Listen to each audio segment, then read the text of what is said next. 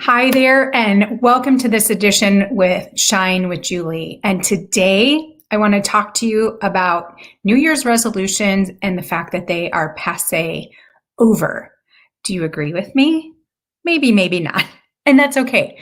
But let me tell you my thought on New Year's resolutions. They are often things that you do for couple of days, a couple of weeks, and then you shame yourself and guilt yourself because you didn't hold up the expectation that you set on December 31st. What day is today? December 31st. And what happens is you start the year off in a negative way. But how about if you do not set a New Year's resolution, you set some goals for yourself. And I'm going to talk about how to set these goals because I think that is just as important as setting them. And I'll be totally upfront with you. There was a span of about 5 years that I hated setting goals.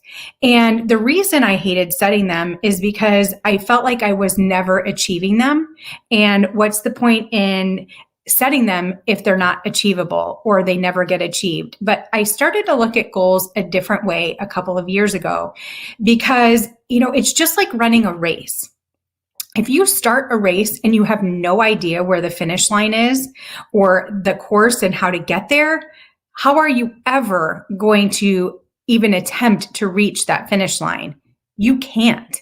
So without a goal, without some kind of plan, then life just happens to you, and life can make you feel like you're on that, wave on the ocean, just swinging back and forth, and it's going to bounce you to one side, it's going to bounce you to the other. And if you don't have a set goal, if you don't have a finish line in front of you and a roadmap, at least on how to get there, you are going to constantly feel like you are failing.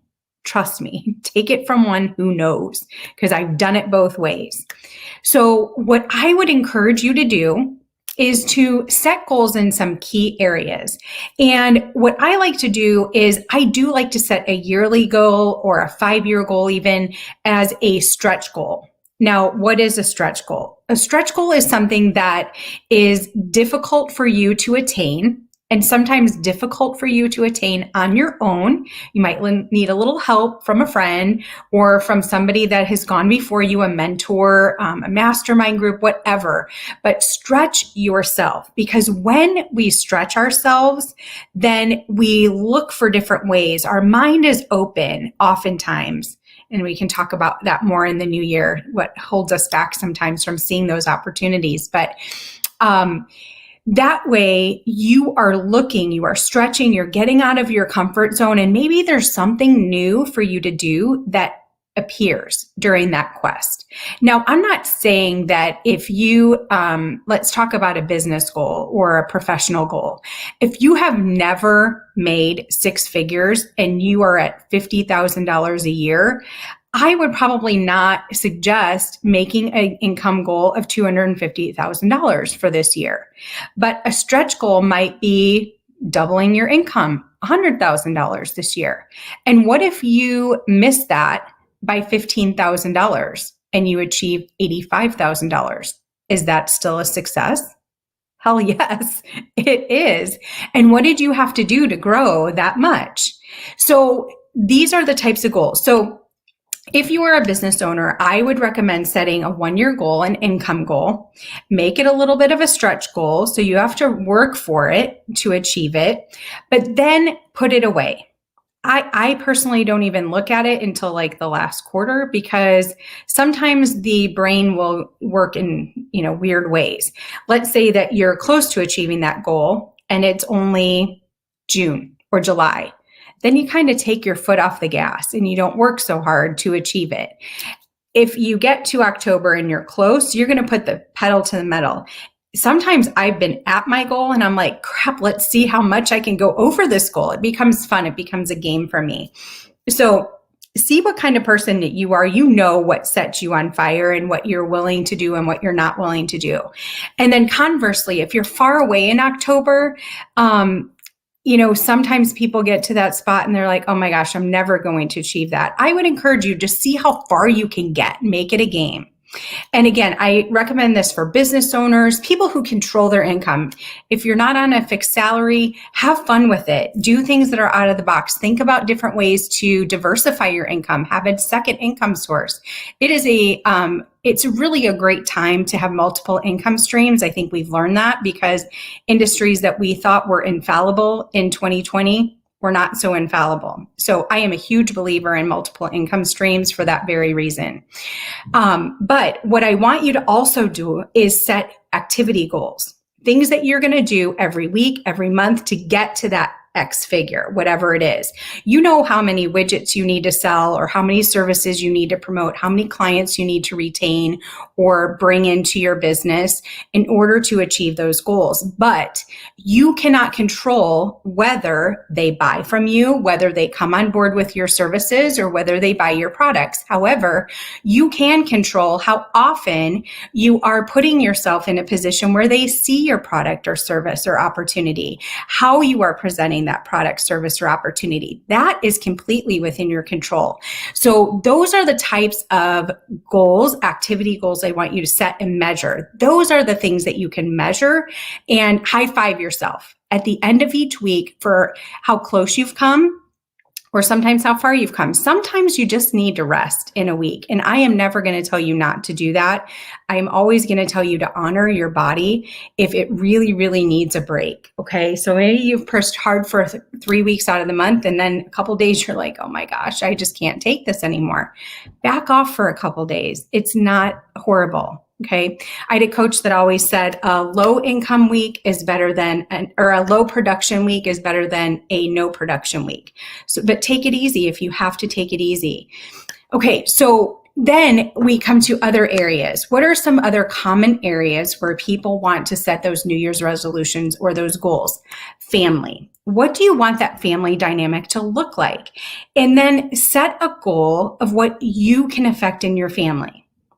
And this is kind of hard because, at times I've thought about, I want to be a family that plays games. Okay. Game night. Well, most of my family hated games until quite recently, which is fun, but I couldn't play games by myself with my family, but I could foster an atmosphere of fun and joy, even if games were not part of it. And part of that is, what is your role in the family? How can you influence others without being that we have to do this? We're going to do this year, because everybody might not be on board with it. Maybe you foster peace and joy in your home in a different way, a playfulness. You bring playfulness into the home. Health and fitness. If I put down $1,000 right now, I would guess that 90% of you have already set a weight goal or a size goal of what you want to be at the end of 2022. And you're already thinking about ways, you're already, taking in all those ads that we see every single day in our email, on social media, on commercials on TV and the magazines, how to best do that, how to cut the carbs, how to eat keto, how to do intermittent fasting. What is the next diet that is going to get you there? And I bet you already have a plan of what you're going to do. So tonight at your New Year's Eve celebrations, it's like your last supper. It's the last time that you're going to eat those chips or that dessert or whatever it might be, that fattening whatever. And you are ready to buckle down tomorrow. You're going to exercise 45 minutes. You are going to, I don't know. I'm just throwing stuff out that's coming in my head right now, but you name it, I want you to think about doing things a little bit different going into 2022. That's going to be a hard thing for me to say. I encourage you to enjoy New Year's Eve tonight. Don't make it your last supper. Just enjoy whatever food you want to enjoy. If it's the cream cheese laden dessert or the amazing drippy cheesy hors d'oeuvre, enjoy it. Have it. Enjoy it. And don't beat yourself up tonight or tomorrow because you did. But look at things a little bit differently. Instead of making a weight goal or a size goal, what if you focused around healing from the trauma and programming that has been in your life for a very long time? And trauma could come in many different ways. Trauma could be there from abandonment as a child. It could be there from abuse as a child or an adult. It could be there from just even the trauma around joy. And I know that sounds a little weird, but sometimes in our life, we have memories of such joyous moments around food, specific food, that our heart actually creates an attachment to that food. And it's an unhealthy attachment. Joy can actually create unhealthy attachments to good things where we want more and more and more of it. So if we're in a situation where we're feeling a little down, a little bluesy, then we reach for these comfort foods. You've heard of comfort foods, but our heart and our head and our stomach are not talking. So we end up eating more of that food, enjoying more of it, and we turn off those fullness receptors because of the emotional attachment to that food. And there are ways to heal those parts of you so that you can look at food a little bit differently this year. So healing from trauma is one of that. And then reprogramming your brain for success around loving and accepting who you are, what your body is right now. Notice I did not say love and accept yourself, because that's a little unrealistic, but you can start on the path to being open to loving and accepting who you are right now. And once you do that, once you heal that trauma, once you open the doorway, once you do a few more things that heal that heart space, heal that mind, then you can start to look at food a little bit differently. You can start to look at movement differently. Now, notice I said movement, not exercise, because that's another area that I encourage you to look at this year is the relationship to food. What if I told you there were no bad or good foods? You'd probably be like, whatever, Julie, I'm turning this off right now. But please don't do that, because sugar in and of itself, sugary foods in and of themselves are not the enemy.